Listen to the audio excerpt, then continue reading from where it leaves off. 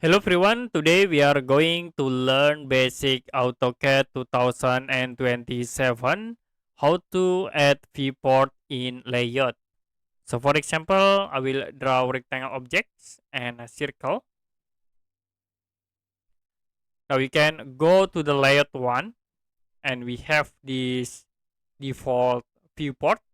You can click the viewport and then press delete buttons to erase.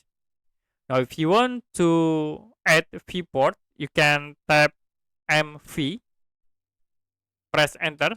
I will click from this point into here. So to be create new viewport, you can double click and then you can move the rectangles. Press F7 to hide grid and then you can click offset to apply. To add again, you can type MV. I will create in here. Double click to apply and then you can insert a circle and click double click outside to close. So that's it for basic AutoCAD 2027, how to add viewport in layout.